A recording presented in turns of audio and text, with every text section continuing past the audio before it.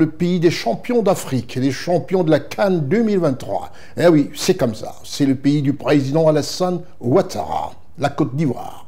À Abidjan, le 29 avril dernier, son Excellence Alassane Ouattara, président de la République de Côte d'Ivoire, chef de l'État, a accordé un entretien à Madame Kamikawa Yoko, ministre des Affaires étrangères du Japon. Reportage Ousmana Koulibaly, Charlotte Abdoulaye, Marcel Bassolé.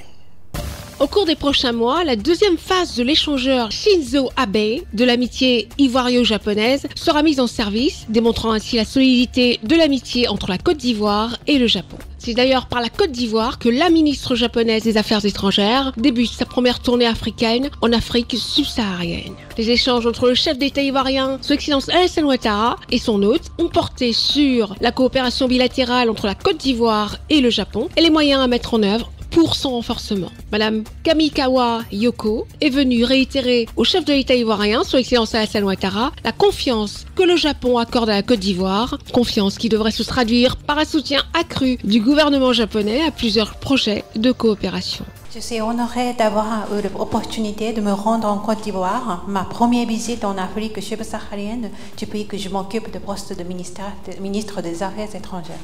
Tout d'abord, je voudrais exprimer ma gratitude à Son Excellence le Président Ouattara pour ses condoléances lors du tremblement de terre dans la péninsule de Noto. Avec le Président Ouattara, nous avons évoqué la visite du Premier ministre Abe en 2014, sa première visite en Afrique de l'Ouest francophone. Nous avons convenu que la relation amicale entre les deux pays se sont approfondies dans divers domaines au cours des 10 dernières années. Le Japon considère votre pays, qui maintient chaque année un taux de croissance économique élevé et bénéficie d'un environnement des affaires stable et favorable, comme une porte d'entrée pour rayonner vers la région francophone de l'Afrique de l'Ouest et continuera à renforcer les relations économiques entre nos deux pays. Plus précisément, la Côte d'Ivoire et le Japon se sont mis d'accord pour co-organiser le Forum économique public-privé Japon-Afrique en décembre prochain. En outre, alors que l'instabilité dans la région du Sahel continue de se prolonger, le maintien de la stabilité politique et économique en Côte d'Ivoire est la clé de la paix et de la stabilité régionale, mais aussi pour l'Afrique tout entière. Pour cette raison, le Japon contribuera à la paix et à la stabilité dans la région en renforçant les capacités de contrôle des frontières et de réponse d'urgence dans la région du Nord, en améliorant les services publics et en soutenant les réfugiés. Au but de la réunion ministérielle de la TICAD en août de 2024 et la TICAD 9 en août de l'année prochaine, nous renforcerons davantage nos relations de coopération bilatérale et notre coopération pour résoudre des défis africains et mondiaux. Pour sa part, le chef de l'État ivoirien, Son Excellence Alassane Ouattara, a salué la longue relation d'amitié qui lie la Côte d'Ivoire et le Japon depuis 1966, avant de relever les nombreux investissements obtenus par la Côte d'Ivoire de la part du gouvernement japonais. Je voudrais dire que le Japon et la Côte d'Ivoire entretiennent des relations d'amitié depuis 1966, quelques années après notre indépendance. Et ces relations sont des relations de confiance. Et d'ailleurs, nous avons eu le privilège d'avoir eu la visite du Premier ministre Shinzo Abe il y a 10 ans en Côte d'Ivoire.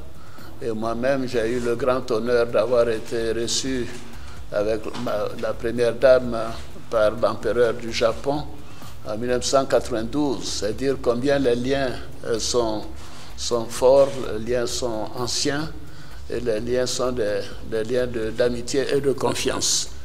En plus de cela, la Côte d'Ivoire a reçu de nombreux investissements du gouvernement japonais et bien sûr dans tous les secteurs, le secteur des infrastructures, de l'énergie et de l'agriculture, du social.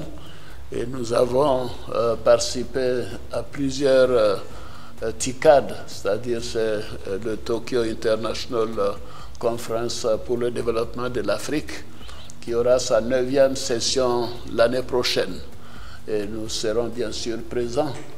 Et Madame la ministre des Affaires étrangères nous a informé également que la Côte d'Ivoire pourrait abriter, si nous en étions d'accord, ce à quoi nous avons donné notre accord, un forum économique Afrique-Japon du secteur privé en décembre prochain. C'est dire que la Côte d'Ivoire est véritablement une place attractive depuis donc, la performance que nous avons eue avec la Cannes.